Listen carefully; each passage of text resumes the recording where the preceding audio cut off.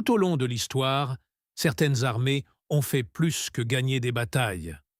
Elles ont pulvérisé tout ce que leurs ennemis pensaient possible.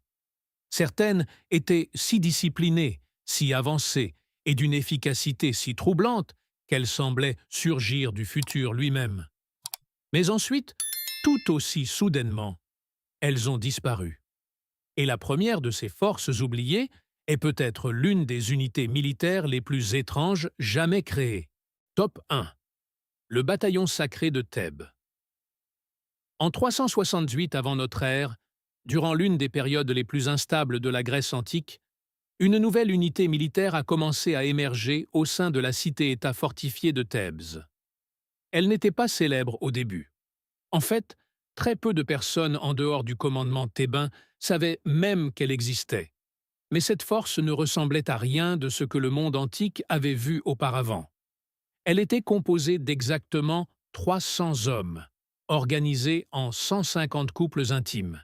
Ils n'étaient pas choisis en raison de leur naissance noble, de leur richesse ou de leur nom de famille. Ils étaient choisis pour leur excellence physique, leur discipline et quelque chose d'encore plus inhabituel pour leur époque, la dévotion émotionnelle l'un envers l'autre. Cette unité d'élite allait devenir célèbre sous le nom de bataillon sacré de Thèbes. Alors que la plupart des armées grecques dépendaient de soldats citoyens temporaires ou de guerriers aristocratiques, le bataillon sacré s'entraînait toute l'année, même en temps de paix. Ces hommes n'étaient pas des recrues ordinaires, c'étaient des volontaires hautement sélectionnés, façonnés en une force bâtie non seulement sur la compétence militaire, mais sur une loyauté absolue entre partenaires. Chaque guerrier combattait aux côtés de l'homme qu'il aimait, et ce lien créait un niveau d'unité que les formations ordinaires ne pouvaient égaler. Ils ne se battaient pas pour une gloire abstraite ou des slogans politiques. Ils se battaient pour la personne debout à côté d'eux, et cela les rendait terriblement difficiles à briser. Des historiens antiques tels que Plutarque ont décrit le bataillon sacré comme une force d'une cohésion et d'une précision extraordinaires. Ils se déplaçaient avec un niveau de synchronisation qui semblait surnaturel pour l'époque, ajustant leur formation même sur des terrains difficiles et frappant avec une coordination mortelle. Leur plus grand moment survint à la bataille de Leuctre, en 371 avant notre ère, lorsque le général thébain Épaminondas les plaça au cœur d'une formation d'assaut oblique innovante. Ce qui arriva ensuite changea l'histoire grecque. L'aile droite spartiate, censée être imbattable, s'effondra sous la pression, et avec elle, la longue domination de Sparte sur la Grèce prit fin. Pour le monde antique, le choc fut énorme. Comment une force aussi petite pouvait-elle détruire l'aura de la puissance militaire la plus redoutée de Grèce? Et pourtant, cela aurait dû être le début de leur légende. Au lieu de cela, ce fut le début de leur silence. Lorsque la Macédoine s'éleva sous Philippe II, le paysage politique changea. En 338 avant notre ère, à la bataille de Chéronée, le bataillon sacré mena son dernier combat. Encerclés et submergés, ils ne reculèrent pas. Ils combattirent jusqu'à ce que le dernier homme soit abattu. Selon des récits ultérieurs, Philippe lui-même parcourut le champ de bataille après coup, et lorsqu'il comprit qui ils étaient, il ressentit de la tristesse plutôt que du triomphe. Malgré cela, leur histoire ne fut jamais largement préservée. Aucune tradition militaire majeure n'a copié leur modèle. Aucun empire n'a ramené une unité construite sur la même structure émotionnelle. Dans l'histoire ultérieure, ils semblèrent glisser dans l'ombre. Ce qui rend le bataillon sacré si difficile à expliquer, ce n'est pas seulement son efficacité. C'est qu'il n'aurait pas dû exister du tout selon la logique militaire de son époque. La guerre antique était dominée par la hiérarchie, l'honneur masculin, les formations rigides et les chaînes de commandement traditionnelles. Mais cette unité a introduit quelque chose de radicalement personnel dans le combat. La connexion émotionnelle comme fondement de la puissance sur le champ de bataille. Pour les 2000 ans qui suivirent, aucune armée connue n'a recréé quoi que ce soit de semblable. Des fouilles près de Chéronée ont mis au jour une fosse commune que l'on pense contenir leurs restes, avec des squelettes enterrés côte à côte en formation par paires. Cette découverte rend leur histoire encore plus obsédante. Les preuves disent qu'ils étaient réels. Leur succès dit qu'ils étaient extraordinaires. Alors pourquoi n'ont-ils jamais été vraiment mémorisés? Et ce que la guerre aurait pu devenir si leur modèle n'avait pas été enterré avec eux? Top 2. Les immortels de Perse. En 480 avant notre ère, lors de la seconde invasion perse de la Grèce, des éclaireurs grecs postés près des Thermopyles rapportèrent quelque chose de profondément troublant. De la lumière du matin surgit une colonne de soldats parfaitement synchronisés, se déplaçant dans un silence total. Il n'y avait aucun ordre crié, aucun chant, aucun désordre visible. Juste une force étincelante de lances, de robes et d'une discipline polie, avançant comme s'il s'agissait d'une seule machine vivante. Ce qui rendait la vue encore plus dérangeante était le nombre. Peu importe où l'ennemi les rencontrait, il semblait toujours être exactement 10 000. Des hommes pouvaient tomber, mais la formation ne semblait jamais rétrécir. Pour ceux qui observèrent de loin, c'était comme si l'unité ne pouvait pas mourir. C'étaient les immortels de Perse. Les immortels servaient de noyau d'élite permanent de l'empire achéménide, protégeant les rois perses depuis l'époque de Cyrus le Grand jusqu'au règne de Darius III. Selon Hérodote, leur nom venait de cette continuité étrange. Chaque fois qu'un soldat était tué, blessé ou tombait malade, il était immédiatement remplacé, parfois si rapidement que les étrangers ne voyaient jamais de vide dans leur rang. Ce total constant de 10 000 créait une réputation presque surnaturelle. Mais leur véritable pouvoir n'était pas un mythe. C'était l'organisation. Ils étaient bien plus qu'une garde cérémonielle. Ils portaient des arcs composites, d'une portée et d'une force impressionnantes, des lances courtes, munies de pointes en fer et des boucliers d'osier étonnamment légers, mais résistants. Sous leurs robes, beaucoup portaient une armure d'écailles de bronze, de fer ou même de plaqué or, leur offrant un équilibre rare entre mobilité, protection et polyvalence de frappe. Ce qui rend les immortels si remarquables, c'est l'aspect avancé de leur déploiement comparé aux armées qui les entouraient. Ils n'étaient pas limités à un seul style de combat. Ils pouvaient opérer dans des cols de montagne, des vallées fluviales et des forteresses urbaines tout en maintenant leur formation et leur efficacité. Les sources perses et les récits ultérieurs les associent à des campagnes s'étendant à travers l'Égypte, l'Inde et l'Asie centrale, suggérant une portée opérationnelle qui semble étrangement moderne. Ils semblent s'être déplacés avec leur propre système de ravitaillement, leur personnel de soutien et leur capacité d'ingénierie, leur permettant d'agir presque comme une division d'intervention rapide indépendante plutôt que comme une simple garde royale. Et pourtant, pour une force aussi redoutée et visible, leur structure interne reste cachée dans le brouillard. Leurs casernes n'ont jamais été retrouvées. Aucun manuel perse officiel expliquant leur système de commandement ne subsiste. Même l'identité des soldats de remplacement était, selon les rapports, tirée de cercles d'élite si discrètement que certains au sein du corps ne savaient peut-être pas qui les remplacerait ensuite. Après qu'Alexandre le Grand eut brisé l'empire achéménide, les immortels disparurent. Aucun État successeur ne fit revivre l'institution. Aucun empire ne préserva le modèle exact. Ce silence est ce qui les rend si obsédants. Pour une force si disciplinée, si crainte et si sophistiquée sur le plan logistique, ils n'ont laissé presque aucune archive centrale, aucun mémoire, aucun véritable plan. Si les immortels fonctionnaient réellement de la manière décrite par les récits subsistants, alors ils remettent en question tout ce que nous supposons sur le rythme du développement militaire antique. Et si une force aussi efficace a pu s'évanouir si complètement, alors la question plus profonde est impossible à ignorer. Ont-ils été perdus par accident? Ou n'étaient-ils jamais destinés à laisser une trace complète derrière eux? Top 3. Les unités de la tortue romaine. En 52 avant notre ère, lors du siège d'Alésia, les légions de Jules César exécutèrent une manœuvre qui laissa les tribus gauloises défenderesses face à quelque chose qui ne semblait plus tout à fait humain. Alors que des flèches et des pierres de fronde s'abattaient depuis les fortifications, des cohortes romaines entières continuaient d'avancer sans se désagréger.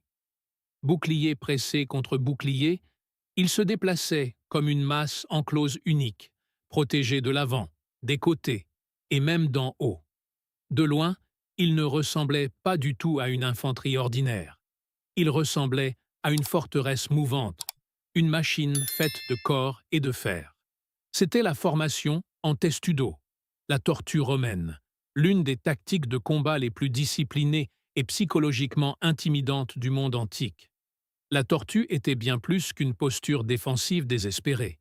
C'était un système de combat mobile. Les soldats romains disposaient leurs grands boucliers rectangulaires en couches superposées. Les hommes à l'avant tenaient leurs boucliers vers l'extérieur, ceux sur les flancs scellaient les côtés, et ceux de derrière levaient leurs boucliers au-dessus de leur tête pour créer une coque protectrice. Le résultat était une structure blindée dense, capable d'avancer sous les tirs de projectiles, de s'approcher des murs, de forcer les portes et de maintenir l'ordre sous une pression extrême. Des auteurs antiques, tels que Cassius Dio, Tite Live et Polybe, ont décrit ce type de formation comme l'un des outils les plus redoutés de l'arsenal de Rome. Mais ce qui la rendait si troublante n'était pas seulement la protection, c'était la coordination. Une seule erreur d'un seul soldat pouvait affaiblir toute la structure. Et pourtant, les troupes romaines étaient capables de l'exécuter de manière répétée, dans le chaos d'une véritable bataille, parfois sur un terrain accidenté, en montée et sous une attaque soutenue. Ce niveau de précision trouble encore les historiens militaires aujourd'hui. Les légionnaires romains portaient une armure lourde et de grands boucliers, totalisant souvent environ 20 kilos d'équipement. Et pourtant, on attendait d'eux qu'ils conservent un espacement exact, une répartition du poids et un angle de bouclier parfait, tout en se déplaçant comme un corps unifié. Des études de reconstruction suggèrent que la formation exigeait plus que du courage. Elle exigeait une discipline mathématique, une mémoire musculaire et un entraînement synchronisé si profondément ancré que le soldat individuel fonctionnait comme un composant à l'intérieur d'une machine plus vaste. Le légionnaire ordinaire n'était pas simplement un combattant, il faisait partie d'un moteur de guerre vivant. Et c'est peut-être la véritable raison pour laquelle la tortue semble si en avance sur son temps. Ce qui rend la tortue romaine particulièrement mystérieuse, c'est ce qui s'est passé après la chute de Rome. Malgré l'ampleur des guerres médiévales, malgré d'innombrables sièges, invasions et campagnes brutales, aucune civilisation ultérieure n'a véritablement recréé la tortue romaine au même niveau. Ni pendant les croisades, ni lors des invasions mongoles, ni dans les grandes guerres de forteresses en Europe. Certains historiens soutiennent que la tactique était trop rigide pour la guerre fragmentée des siècles suivants. D'autres pensent qu'elle exigeait un niveau de discipline et d'entraînement institutionnel que les sociétés post-romaines ne pouvaient tout simplement pas maintenir. Mais il existe une possibilité plus troublante. La tortue n'était peut-être pas seulement une formation de combat. Elle était peut-être le résultat visible d'un système romain beaucoup plus vaste de psychologie de combat, de logistique, d'entraînement et de coordination de commandement qui a disparu avec l'Empire lui-même. Même les archives romaines ne l'expliquent pas totalement. Aucun manuel complet ne subsiste montrant le timing exact, la structure ou la géométrie de la formation en détail. Une grande partie de ce que les historiens modernes savent provient de l'art, de descriptions éparses et de reconstructions prudentes. C'est comme si la tortue n'avait jamais été destinée à être étudiée plus tard. Elle était seulement destinée à être exécutée sur le moment, sous les yeux d'ennemis terrifiés, puis perdue avec le monde qu'il avait créé. Si cela est vrai, alors la tortue romaine n'était pas seulement une tactique astucieuse. C'était une impasse évolutive dans la guerre, un mécanisme militaire presque parfait que l'histoire n'a jamais pu reconstruire. Top 4. Les divisions d'arbalétriers de la dynastie Han en 202 avant notre ère, lors de la lutte finale entre les forces de Liu Bang et de Xiang Yu, des observateurs sur le champ de bataille rapportèrent avoir entendu un son étrange rouler à travers la plaine. Ce n'était pas le battement des tambours. Ce n'était pas le tonnerre d'une infanterie en marche. C'était quelque chose de plus sec, de plus rythmé, presque mécanique. Encore et encore, les arbalètes tiraient, par rafales, coordonnées, envoyant des vagues de carreaux à un rythme qui devait sembler contre nature pour quiconque en était témoin. On disait que des formations ennemies entières s'effondraient avant même d'avoir pu réduire la distance pour un combat au corps à corps. Ce n'était pas une exagération née de la peur. C'était le produit de l'un des systèmes militaires les plus avancés du monde antique, les divisions d'arbalétriers de la dynastie Han. L'empire Han hérita des suites de la dynastie Qin, puis transforma la guerre chinoise avec une sophistication saisissante. Au centre de cette transformation se trouvaient de vastes formations d'infanterie d'arbalétriers, certains équipés de mécanismes de détente complexes et d'autres liés à des formes primitives de systèmes de tir à répétition. Ce n'étaient pas des armes en bois rudimentaires. Des exemplaires excavés sur des sites tels que Mawangdui et Mancheng révèlent des arbalètes soigneusement conçues, construites à partir de bois lamellé, de composants en alliage de bronze et de systèmes de tension capables de lancer des carreaux avec une force létale à une portée impressionnante. Ce qui a le plus étonné les chercheurs modernes est l'assemblage de la détente lui-même. Le mécanisme de verrouillage en bronze était si précis que même les ingénieurs modernes ont reconnu à quel point il paraissait avancé pour son époque. Ces armes possédaient des détentes calibrées, une tension réglable et des fonctions de sécurité mécanique. Certaines étaient même produites avec des pièces standardisées, chose presque inouïe à une époque où la plupart des armes étaient fabriquées à la main, une par une. But the true power of the Han crossbow divisions was not only in the weapon. It was in the way the Empire organized the men who used it. These crossbow soldiers were not sidelined as support troops. They served as core battlefield combatants arranged in disciplined formations, often paired with shield bearers, quivers carrying multiple bolts, and technical support personnel capable of making repairs in the field. Their volleys could be synchronized, timed, and integrated with signals, advancing infantry, and, in some cases, fire arrows. Some campaigns even used mobile carts that allowed elevated or protected firing positions, creating something that feels surprisingly close to an early weapons platform. Behind this system stood a logistical machine that seems almost too modern for the 2nd century BCE. State-run arsenals enforced quality control, standardized molds, and serial inscriptions for tracking equipment, essentially creating an early military-industrial structure. Et pourtant, malgré toute cette sophistication, le système sombre dans l'obscurité. Nous le connaissons non pas par une doctrine complète survivante, mais par des objets funéraires, des textes fragmentaires et les réactions stupéfaites des ennemis.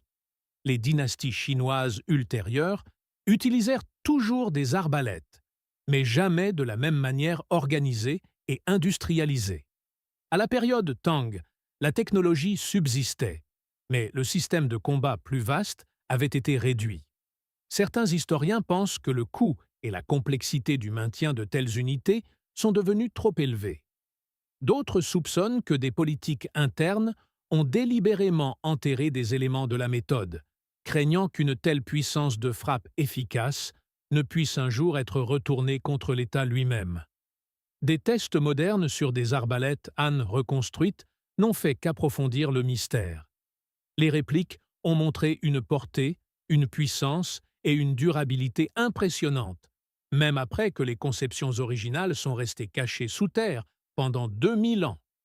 Si les divisions d'arbalétriers Han fonctionnaient réellement comme les preuves le suggèrent, Alors elles nous obligent à repenser toute la chronologie du développement militaire. Elles impliquent que bien avant l'ère industrielle, quelqu'un avait déjà découvert la formule d'une guerre de précision standardisée et l'avait ensuite, d'une manière ou d'une autre, perdue. Cette possibilité est déjà assez troublante en soi. Mais elle soulève une question encore plus sombre. Ce système a-t-il été oublié parce qu'il avait échoué ou parce qu'il fonctionnait trop bien? Top 5. La garde varangienne. En l'an 988 de notre ère, au cœur du monde vaste et étincelant de Constantinople, quelque chose de profondément inattendu apparut au centre du pouvoir impérial. Se tenant derrière l'empereur byzantin se trouvaient d'imposants guerriers étrangers, enveloppés de peaux d'ours et de loups, portant des haches massives à deux mains qui semblaient totalement déplacés dans le monde méditerranéen. Leurs visages étaient pâles, leur langue venait du nord, et tout en eux signalait qu'ils n'appartenaient pas à l'empire qu'ils protégeaient désormais. Ces hommes n'étaient ni grecs, ni romains, ni des sujets natifs de Byzance. C'étaient des Vikings, et pourtant, ils étaient devenus la garde personnelle de l'empereur romain d'Orient. Ils étaient la garde varangienne, l'une des formations militaires les plus étranges et les plus efficaces jamais créées. Leur origine provient d'un compromis politique qui semblait presque impossible sur le papier. L'empereur Basile II, menacé par une rébellion, se tourna vers le prince Vladimir de la Russe de Kiev pour obtenir une aide militaire. En échange de son soutien, Basile offrit une alliance par mariage impérial et le prestige d'une transformation religieuse par le christianisme. Vladimir répondit en envoyant 6000 féroces guerriers nordiques vers le sud. Mais ce n'étaient pas de simples pillards. Beaucoup avaient déjà combattu en Angleterre, en Irlande et en territoire franc. Ils arrivèrent en tant que professionnels aguerris, façonnés par des années de campagne brutale, et Basile vit en eux exactement ce dont il avait besoin. Une force loyale, non pas aux aristocrates locaux, non pas aux factions byzantines rivales, mais à l'empereur seul. Cela en faisait plus que des soldats. Cela en faisait un bouclier contre les ennemis étrangers et la trahison interne. Contrairement aux troupes byzantines conventionnelles, les Varangiens opéraient en dehors du cadre politique normal de l'Empire. Ils répondaient directement à l'empereur et étaient souvent logés séparément dans des casernes fortifiées, renforçant leur isolement de l'influence locale. Leur arme de prédilection, la hache à long manche connue dans les sources sous le nom de Rhomphaia ou grande hache, leur conférait une présence terrifiante sur le champ de bataille. Les récits décrivent comment ils fendaient les armures, abattaient les cavaliers et maintenaient des formations défensives serrées au corps à corps. Ils étaient entraînés non seulement pour les batailles rangées, mais aussi pour la sécurité du palais, la répression urbaine et l'intervention directe en cas de crise. À bien des égards, ils fonctionnaient moins comme une unité de garde médiévale que comme une force d'opération spéciale précoce, stationnée au centre d'un empire. Ce qui rend la garde varangienne si difficile à expliquer, c'est l'autonomie qu'on lui permettait de conserver. Ils pouvaient parler leur propre langue, préserver des éléments de leur identité culturelle et même perpétuer certaines coutumes nordiques tout en servant l'empereur. Parallèlement, ils devinrent célèbres pour quelque chose de rare dans la vie politique byzantine, l'incorruptibilité. Alors que de nombreux fonctionnaires autour d'eux étaient vulnérables à la corruption et à l'intrigue, les Varangiens développèrent une réputation de loyauté personnelle féroce. Cette loyauté dura des siècles. Ils servirent sous empereur après empereur, combattirent en Sicile, en Anatolie et dans les Balkans, et laissèrent derrière eux de petites mais obsédantes traces de leur présence, notamment des inscriptions runiques nordiques gravées dans le marbre de Constantinople. C'était comme si ces guerriers du Nord avaient brièvement implanté un fragment de leur propre monde au cœur du centre spirituel et politique de l'Empire romain d'Orient. Et puis, comme tant de forces parmi les plus inhabituelles de l'histoire, ils se sont effacés.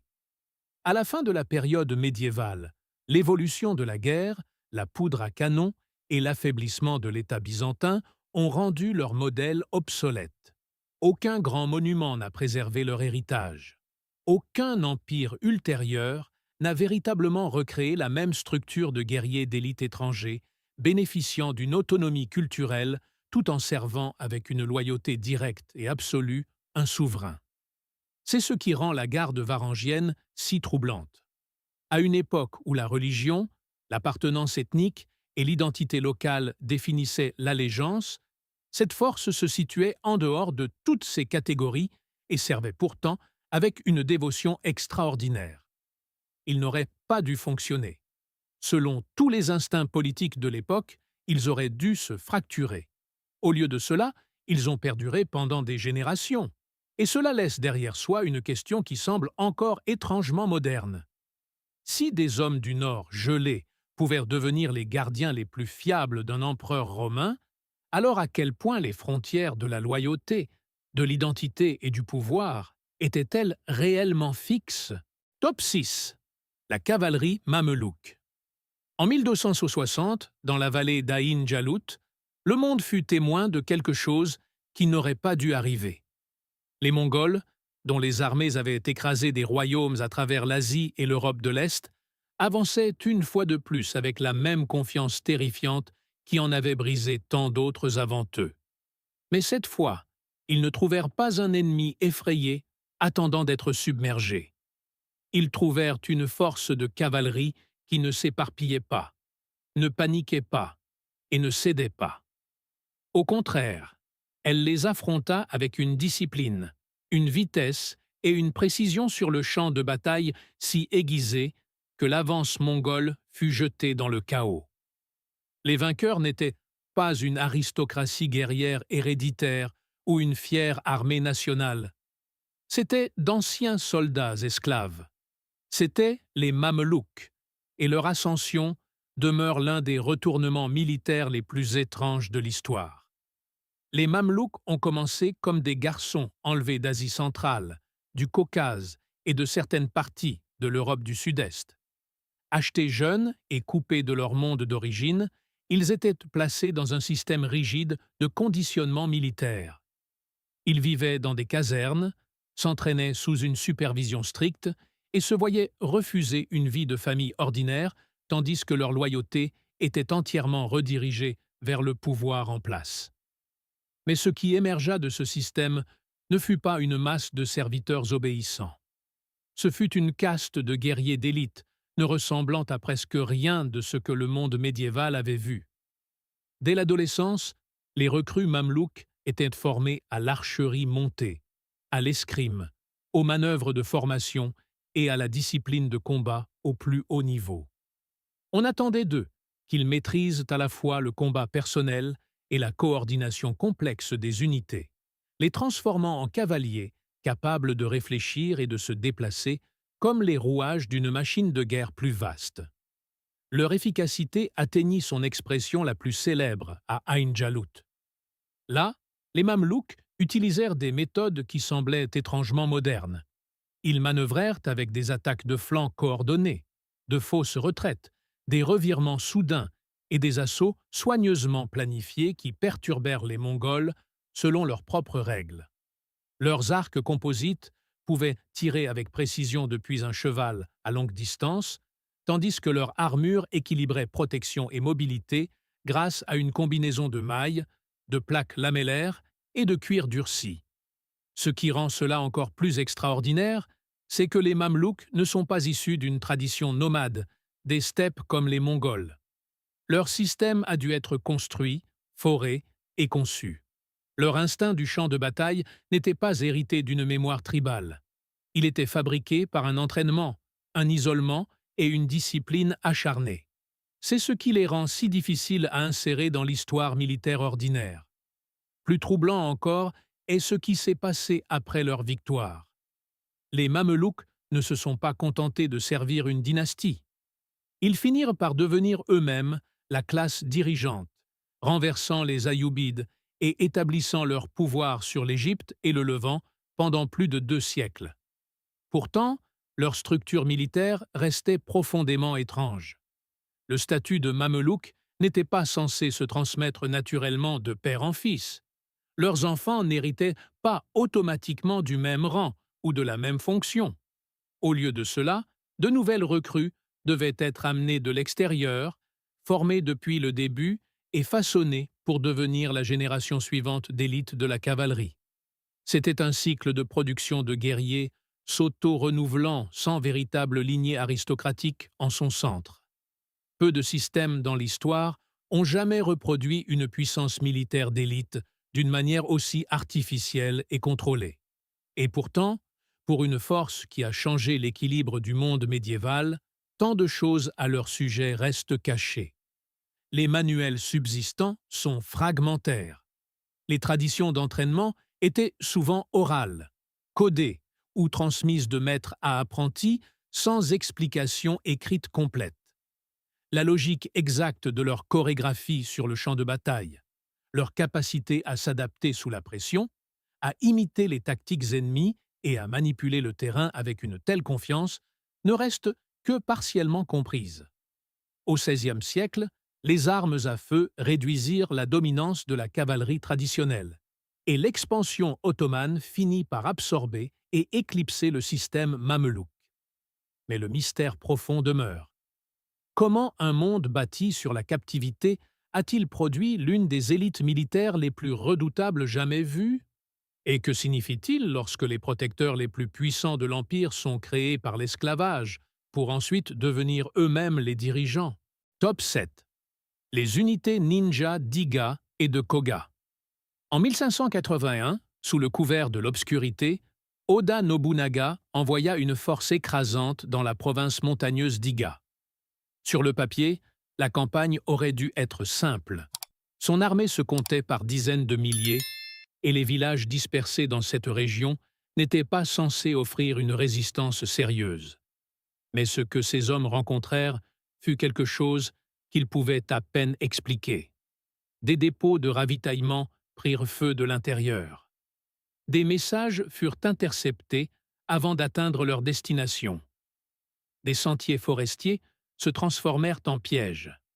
Des attaques provenaient d'ennemis que personne ne pouvait voir clairement, pour s'évanouir avant que les représailles ne puissent commencer. Pour les commandants de Nobunaga, cela devait ressembler moins à une guerre conventionnelle qu'à une traque par quelque chose qui refusait de se montrer au grand jour. C'étaient les unités clandestines d'Iga et de Koga, les agents que l'histoire retiendra plus tard simplement sous le nom de ninja. La réalité derrière les ninjas est bien plus troublante que les mythes ultérieurs. Ils n'étaient pas des assassins surnaturels vêtus de noir de théâtre, et ils n'étaient pas des figures fantastiques accomplissant des exploits impossibles. C'étaient des spécialistes hautement qualifiés, façonnés par un véritable système de guerre asymétrique pendant la violente période Sengoku du Japon. Isolés dans un territoire montagneux et exclus des grands centres de pouvoir politique, les clans d'Iga et de Koga développèrent une tradition militaire parallèle enracinée dans la furtivité, le sabotage, l'infiltration, la reconnaissance et la perturbation psychologique. Leurs agents n'étaient ni des samouraïs ordinaires, ni de simples mercenaires.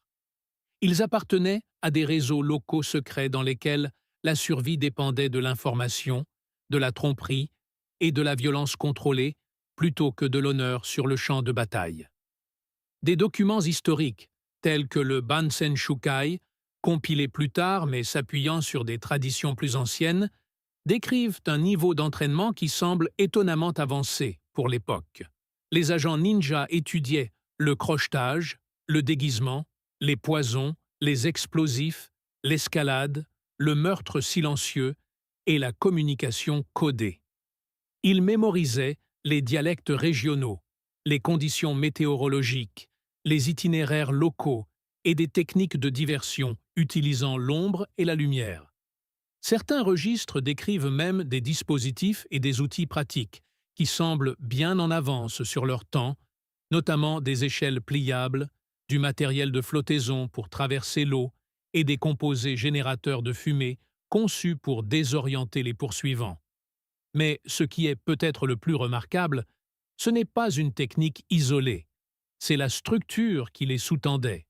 Ces unités semblent avoir opéré via des rôles spécialisés, incluant des collecteurs de renseignements, des saboteurs, des coursiers, des leurres et des infiltrés, fonctionnant souvent en cellules et changeant d'identité selon la mission.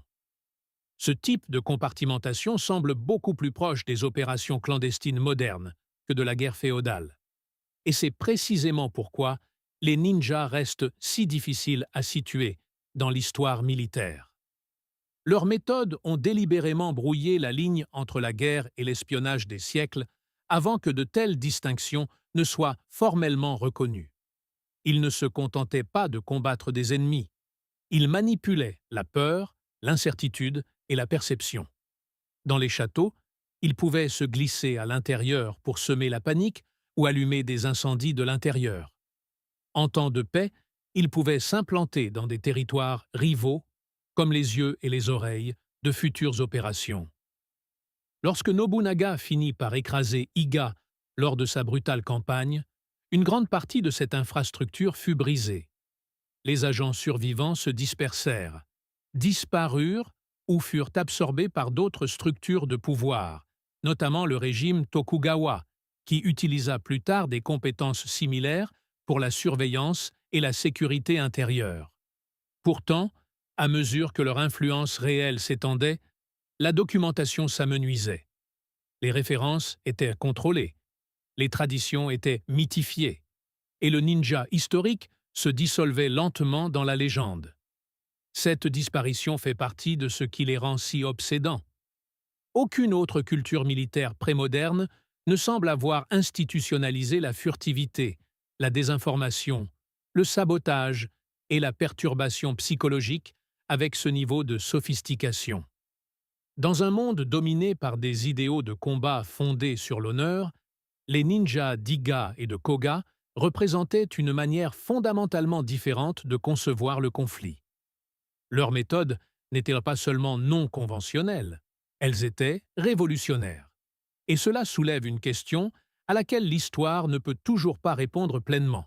Si ces unités avaient été autorisées à évoluer sans répression, la guerre clandestine moderne serait-elle très différente aujourd'hui? Ou vivons-nous déjà dans un monde qui a discrètement hérité d'eux, plus que quiconque n'est prêt à l'admettre? Top 8. Les janissaires de l'Empire ottoman. En 1453, alors que les murs de Constantinople tremblaient sous le feu des canons ottomans, les défenseurs rapportèrent quelque chose d'encore plus déconcertant que le rugissement de l'artillerie. Sous le chaos régnait le rythme synchronisé de pas disciplinés, une force avançant dans une unité totale, tandis que le reste du champ de bataille se dissolvait dans la fumée et la terreur. Ces soldats étaient instantanément reconnaissables.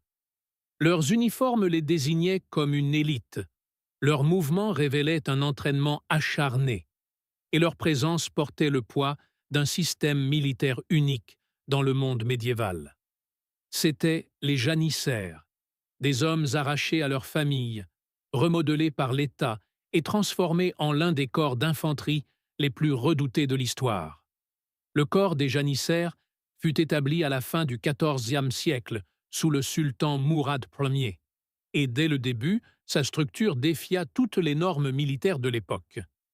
Il ne s'agissait pas de chevaliers de haute naissance, de guerriers tribaux ou de mercenaires recrutés. Beaucoup étaient des garçons chrétiens, prélevés dans les territoires balkaniques conquis via le système du devshirme, un prélèvement forcé qui les retirait de leur communauté, les convertissait à l'islam et les plaçait sous le contrôle le plus strict de l'Empire. Pourtant, au lieu de créer une classe brisée de captifs, le système ottoman forgea quelque chose de bien plus dangereux. Un corps permanent de soldats dont l'identité était institutionnelle plutôt que familiale, ethnique ou locale. Leur loyauté n'était pas censée appartenir à une lignée, à un lieu de naissance ou à un clan. Elle appartenait au sultan seul. Dès l'enfance, les recrues janissaires étaient soumises à un conditionnement physique et psychologique intense. Ils étaient instruits dans l'art de la guerre, la discipline, les langues et même la musique, tout en vivant en communauté sous des règles strictes qui décourageaient le mariage, la propriété privée et les allégeances personnelles. Mais le résultat de ce contrôle n'était pas une simple obéissance. C'était un professionnalisme sur le champ de bataille d'un genre qui semblait étonnamment moderne. Les janissaires s'entraînaient à combattre en formation dense, à prendre d'assaut des fortifications, à mener des opérations nocturnes et, plus important encore, à utiliser des armes à feu à une époque où de nombreuses armées européennes ne les avaient pas encore pleinement intégrées. Dès le XVe siècle, ils déployaient déjà des mousquets à mèche précoce avec une discipline de formation qui faisait d'eux sans doute l'un des premiers corps d'infanterie permanents en Europe ou au Proche-Orient à maîtriser le combat coordonné à la poudre à canon. En effet, ils opéraient comme une machine militaire permanente des siècles avant que ce modèle ne devienne la norme. Ce qui rend les janissaires encore plus troublants, c'est la façon dont leur existence a totalement brouillé la frontière entre forces militaires et ingénierie d'État. Ils maintenaient leur propre hiérarchie interne, leur système de caserne et leur ordre social, fonctionnant presque comme un État autonome au sein de l'État. Pendant des siècles, ils constituèrent le fer de lance de l'expansion ottomane, aidant à assurer des victoires de Constantinople, à Mohacs et au-delà. Et pourtant, malgré leur importance, aucun corpus complet de manuels militaires ne subsiste pour expliquer la totalité de leurs méthodes. Une grande partie de ce que l'on sait provient de décrets impériaux, de récits d'observateurs et de fragments de mémoire institutionnels. Puis, comme il arrive souvent avec les forces bâties sur une discipline et une autonomie extrême, le système commença à se retourner vers l'intérieur. Au XVIIe siècle, la corruption se propagea. Les janissaires brisèrent de plus en plus les anciennes règles, entrèrent en politique, se marièrent, acquirèrent des propriétés et résistèrent aux réformes. Ce qui avait été autrefois l'instrument le plus fidèle du sultan devint un centre de pouvoir déstabilisateur à part entière. En 1826, le sultan Mahmoud II détruisit le corps lors d'une purge violente connue sous le nom d'incident de bon augure, effaçant ainsi l'institution qui avait jadis rendu la puissance militaire ottomane si terrifiante. Cette destruction fait partie de ce qui rend les janissaires si difficiles à oublier. Ils n'étaient pas seulement des soldats d'élite, ils étaient un modèle précoce de puissance militaire centralisée, disciplinée et façonnée par l'idéologie, avec une maîtrise des armes à feu bien en avance sur bon nombre de leurs contemporains. Si cela semble inconfortablement moderne, c'est peut-être voulu. Leur histoire laisse derrière elle une question qui plane toujours dans l'ombre de l'histoire militaire. Les janissaires étaient-ils un premier plan pour l'avenir de la force organisée? Ou étaient-ils un avertissement si dangereux que l'histoire a décidé de ne pas les préserver intégralement? Top 9. Les housecarls anglo-saxons. Dans le froid brouillard matinal du 14 octobre 1066, sur la colline de Hastings, une force se tenait avec une discipline qui semblait presque surnaturelle pour son époque. Alors que la cavalerie normande chargeait en amont à plusieurs reprises, ces hommes ne s'éparpillaient pas. Ils ne s'effondraient pas de panique. Ils tenaient leur position avec une précision sombre, formant un mur de résistance autour du roi Harold Godwinson, tandis que la bataille faisait rage autour d'eux. Les chroniqueurs décriront plus tard une ligne si obstinée qu'on avait l'impression que la colline elle-même devait être brisée avant que ces guerriers ne le soient. Ils n'étaient pas des levées communes et ils n'étaient pas des chevaliers féodaux. C'étaient les housecarls, les troupes de choc professionnelles de l'Angleterre anglo-saxonne. Les housecarls sont apparus pour la première fois en tant que classe de guerriers royaux sous le roi Knut au début du XIe siècle, et leur existence était déjà inhabituelle selon les normes de l'Europe médiévale. À une époque où la plupart des rois dépendaient fortement de levées temporaires ou de nobles locaux, les housecarls étaient des soldats à plein temps payés directement par le trésor royal. Ils vivaient à proximité des centres de pouvoir, servaient dans les maisons royales et suivaient le roi à travers le royaume en tant que protecteurs et élite du champ de bataille. Cela seul les rendait différents. Mais ce qui les distinguait vraiment était la combinaison de discipline, de maîtrise des armes et de combat en formation qu'ils apportaient à la guerre. Leur arme la plus emblématique était la hache danoise massive, une lame à deux mains assez puissante pour trancher à travers boucliers, armures et os. Pourtant, ces hommes ne la maniaient pas sauvagement. Les preuves tirées des chroniques et des représentations des champs de bataille suggèrent qu'ils l'utilisaient avec un timing mesuré et une force contrôlée, frappant pour perturber les charges de cavalerie, briser les lignes ennemies et casser l'élan des troupes avançantes. Ce qui rend les huskarls si impressionnants, c'est qu'ils associaient cette arme destructrice à une approche tout aussi disciplinée du combat en formation. Ils étaient entraînés à combattre à l'intérieur de murs de boucliers, maintenant la cohésion, avec des haches à long manche, dans des circonstances qui auraient dû être ergonomiquement difficiles et tactiquement instables. Cela signifie qu'ils n'étaient pas simplement des guerriers forts, c'étaient des professionnels entraînés qui comprenaient le timing, l'espacement et la confiance mutuelle, à un niveau rarement vu en Europe occidentale à l'époque. Leur structure de commandement était également remarquablement centralisée. Ils répondaient directement au roi ou aux nobles de plus haut rang plutôt que de servir comme vassaux dispersés de seigneurs locaux. En effet, ils représentaient un corps militaire professionnel compact lié à l'autorité royale, fonctionnant à la fois comme garde du palais et ancrage sur le champ de bataille. Et pourtant, malgré tout ce qu'ils représentaient, les huskarls disparurent avec une rapidité déconcertante après la conquête normande. À Hastings, ils furent parmi les derniers hommes à combattre encore lorsque la position anglo-saxonne finit par s'effondrer. Après la victoire de Guillaume, l'ancien ordre fut démantelé, et avec lui disparut la possibilité de préserver le modèle des huskarls.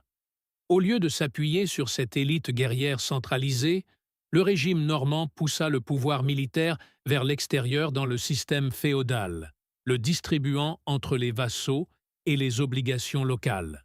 Ce changement explique peut-être pourquoi aucune monarchie occidentale ultérieure n'a véritablement recréé les huskarls sous la même forme. Leur discipline, leur rôle sur le champ de bataille et leur relation avec l'autorité centrale auraient dû façonner des générations. Au lieu de cela, ils furent enterrés avec le monde qu'ils servaient. Et cela laisse derrière soi une question troublante. Les huskarls ont-ils été oubliés parce qu'ils ont échoué à Hastings ou parce qu'ils révélaient un modèle de guerre professionnel centralisé qu'un nouveau pouvoir dirigeant avait toutes les raisons d'effacer? Top 10. Les archers de cavalerie lourde mongols. En 1251, alors que les forces européennes se rassemblaient près de la rivière Sajo en Hongrie, beaucoup pensaient qu'ils s'apprêtaient à affronter rien de plus qu'une horde orientale chaotique. Ce qu'ils rencontrèrent, au contraire, fut quelque chose de bien plus terrifiant. Avant même que le combat au corps à corps ne commence, le champ de bataille s'effondrait déjà. Les flèches tombaient en vagues incessantes d'une distance stupéfiante, chaque salve délivrée avec un contrôle mortel. Les unités de cavalerie se déplaçaient selon des schémas coordonnés qu'il semblait impossible de suivre, se séparant, revenant en arrière et se reformant sans confusion. Il n'y avait pas de charge sauvage, pas de désordre téméraire. Ce qui avançait vers l'Europe était un système, précis, discipliné et d'une efficacité dévastatrice. C'étaient les archers de cavalerie lourde mongols, l'une des forces de frappe les plus sophistiquées que le monde médiéval ait jamais connue. Au cœur de la puissance militaire mongole se trouvait une structure qui déconcerte encore les analystes modernes, car elle semble très avancée pour son époque. Leurs armées étaient bâties autour d'un système d'organisation décimale, avec 10 hommes formant une escouade. 10 escouades formant une unité plus grande, le schéma se répétant jusqu'à de vastes groupes opérationnels. Les ordres pouvaient être transmis rapidement par des drapeaux, des signaux de fumée et des messagers à cheval, permettant aux unités de réagir avec une vitesse et une cohésion qui ressemblaient plus à des systèmes de commandement modernes qu'à la guerre médiévale. Mais leur efficacité sur le champ de bataille ne provenait pas seulement de l'organisation.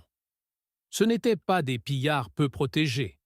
Les archers de cavalerie lourdes mongols portaient souvent du cuir durci et des armures lamellaires, parfois renforcées de plaques de fer ou de laque, tout en conservant une mobilité remarquable.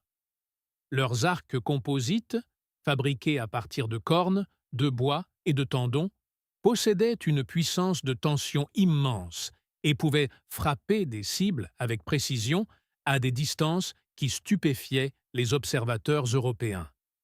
Ils pouvaient tirer à cheval au galop avec une régularité qui transformait le mouvement lui-même en une arme.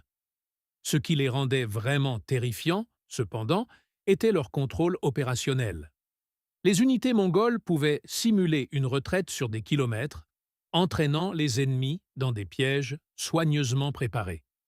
Elles pouvaient se diviser et se réunir au milieu de la bataille, encercler les formations ennemies et combiner une pression à longue portée avec une action de choc soudaine. Dans la guerre de siège, ils intégraient l'ingénierie, les armes à poudre et la terreur psychologique avec un pragmatisme glacial. Des sources de Chine, de Perse et d'Europe décrivent toutes le même cauchemar. Un ennemi qui semblait penser plus vite que les armées qui s'opposaient à lui. Et la partie la plus étrange est peut-être l'origine de ce système. Les Mongols n'avaient pas de grand réseau de villes permanentes, pas d'académie militaire au sens conventionnel. Aucun manuel écrit subsistant qui explique pleinement comment ils s'entraînaient pour atteindre ce niveau de cohésion sur de telles distances. Leur doctrine semble avoir été transmise oralement, par un conditionnement générationnel et un apprentissage sur le champ de bataille. C'est ce qui rend leur disparition si troublante. Lorsque l'empire mongol s'est fracturé, aucun État successeur n'a pleinement reproduit le même niveau de contrôle intégré sur le champ de bataille. D'autres puissances ont emprunté des fragments de la guerre mongole, notamment la mobilité, l'archerie montée et la feinte de retraite, mais aucune n'a restauré le système total. Les Ottomans, les Mamelouks et les forces ultérieures basées dans les steppes en ont tous hérité des morceaux. Pourtant, la machine complète a disparu. Si la cavalerie lourde mongole avait laissé derrière elle un plan stratégique détaillé, l'histoire de la guerre se serait peut-être déroulée très différemment. Mais elle ne l'a pas fait. Et ce silence force une question finale. Leur savoir a-t-il été simplement perdu dans l'effondrement de l'Empire, ou était-il toujours destiné à rester non écrit, transmis uniquement par l'action, et enterré une fois que les cavaliers eux-mêmes ont disparu? L'histoire nous enseigne généralement que la guerre a évolué en ligne droite, lentement, de manière prévisible, étape par étape. Mais ces 10 armées suggèrent quelque chose de bien plus dérangeant. À maintes reprises, des civilisations ont créé des forces d'élite, qui semblaient incroyablement avancées pour leur époque, pour voir ensuite ces systèmes disparaître presque sans laisser de traces. Le véritable mystère n'est donc pas de savoir si ces armées ont existé. C'est pourquoi le monde a permis qu'elles soient oubliées. Si vous avez aimé cette vidéo, n'oubliez pas de liker, de vous abonner et de rester sur la chaîne pour découvrir d'autres histoires que l'histoire n'était jamais censée garder.